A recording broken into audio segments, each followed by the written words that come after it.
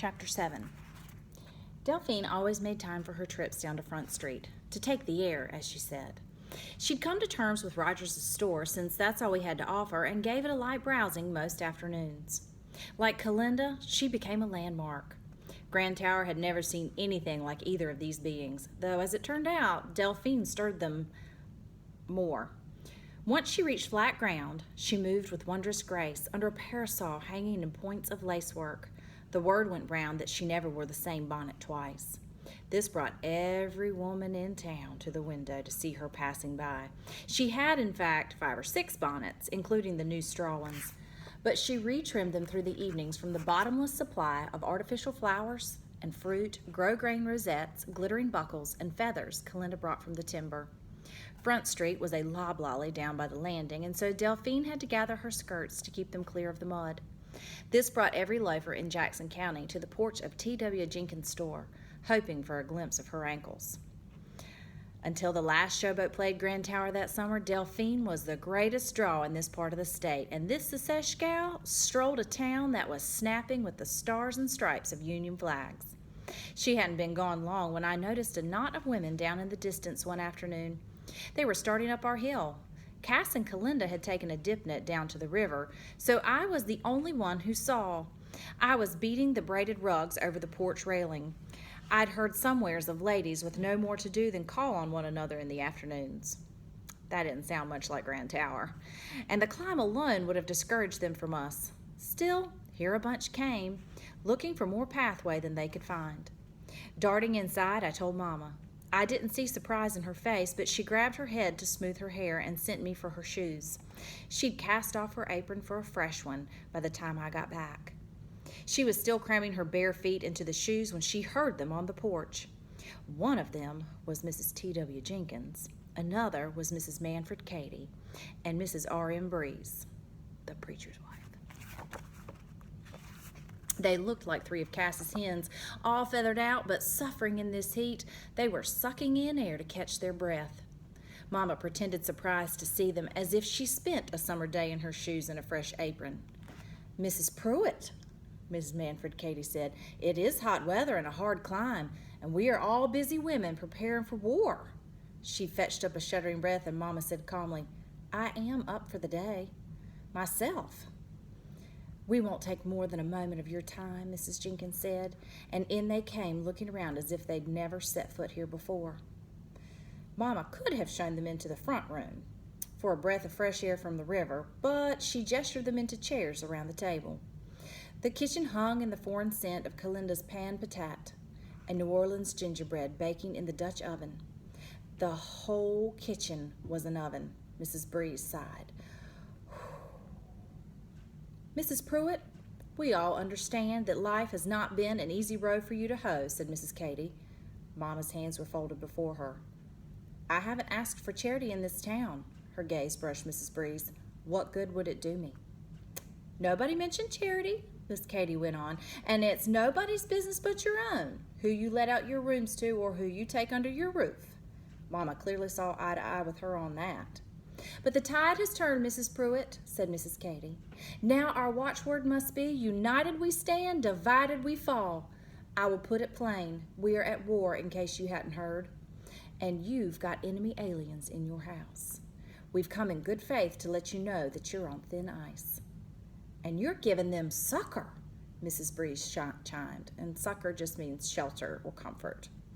Mama's hands clenched in her apron, but she spoke mildly. "Well, I don't see how I can send them home. The boats isn't running."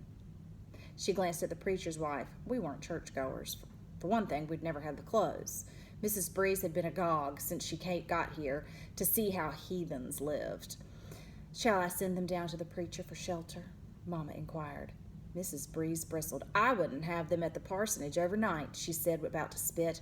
"I wouldn't give them loft space in the barn nor straw from the table. We're true blue Americans here, and the whole community knows what they are."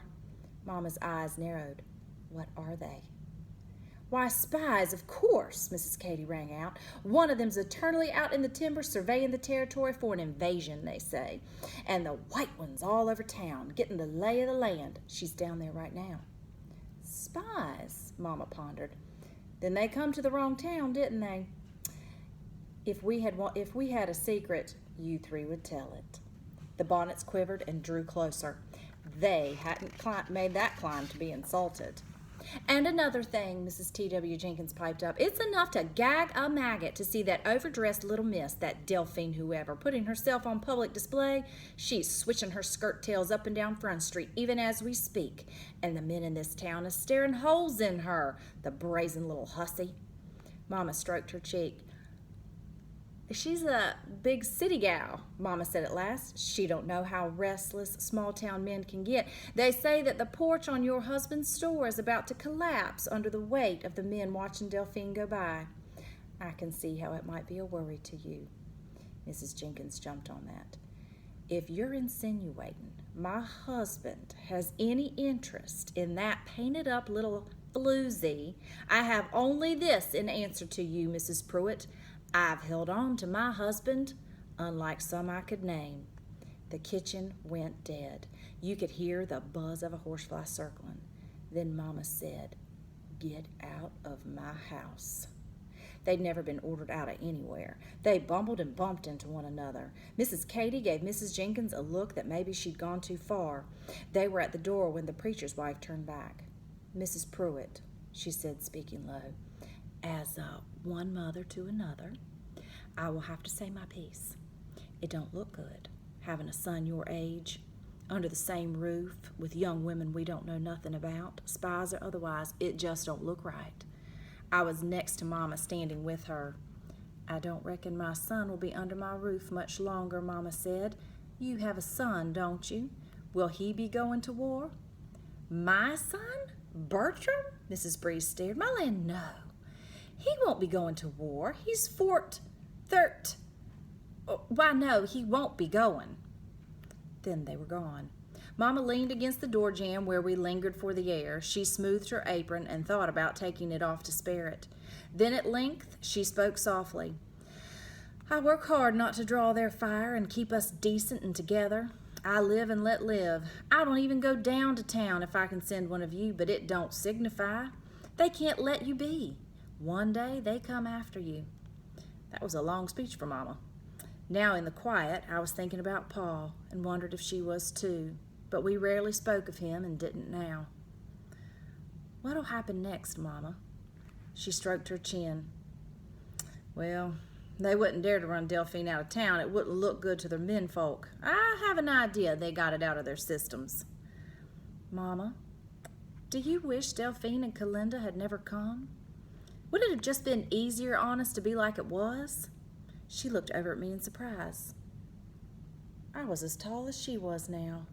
"No, I am not sorry they come. You can't believe but every other word Delphine says, and if vanity is a sin, she'll fry. But before she got here, I wouldn't have answered back to them battle axes. That Delphine don't lack confidence in herself, I'll give her that. I believe a little has wore off on me. She put some starch in my spine. I hadn't thought of such a thing. I didn't know grown people changed, or were changed. I thought being grown was safer than that. Delphine's wearing off on you too, Mama told me, just like Calinda's wearing off on Cass. It's in your walk, a little, and you're tidier about your hair. You don't look so much like you was dragged backwards through a brush fence." "Many thanks, Mama," I said, "but not the corsets, never them." "Well, no," Mama said, "there's limits." Then, not 2 minutes after our recent callers had vanished from view, there came Delphine toiling up towards us. Climbing the backbone was the biggest job of her day. Her summer dress was made of ticking, a fine black line against white. She had it in handfuls, climbing over rill and ridge. She labored along like she could feel every stone through her thin slipper soles. The silken morning glories on her bonnet looked to be working loose. Her face was beet red and streaming in this heat, and her curls hung lank. She was using the parasol for a walking stick.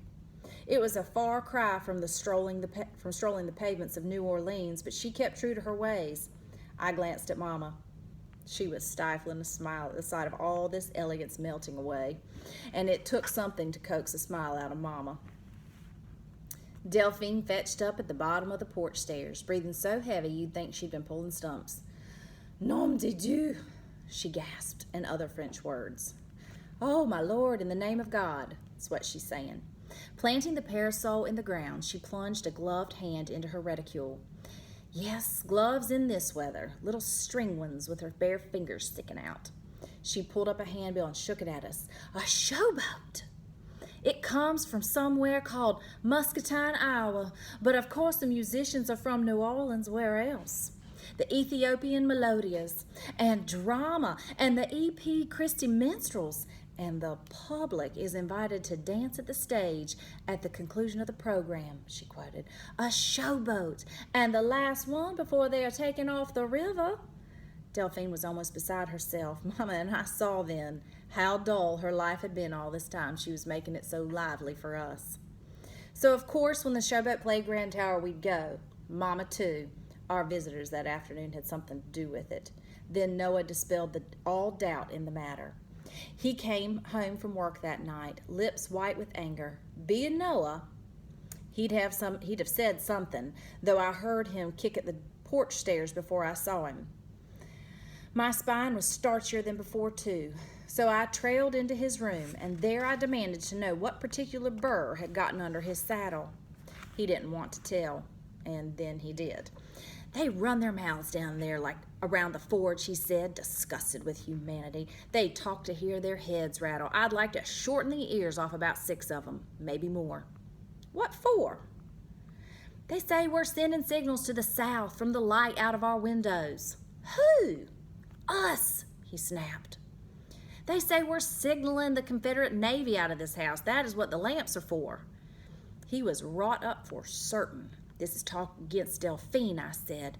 They mean Delphine spying. Of course, that's just what they meant, like there was any other sense to it. Men gossip worse than women and don't even know it. Noah was hopping mad, as if trying to court a girl under his own roof didn't give him fits enough. For one thing, he wouldn't own up to how sweet he was on Delphine. For another, there was always witnesses to every little thing. The wonder is Noah didn't flee this house of women sooner than he did. I let him rant and use some language I won't repeat here. It wasn't like him. But we'd be going to the showboat show, no question about it. We'd pull the money out of the will for the tickets, and we'd sit on the front row like anybody else, maybe more so.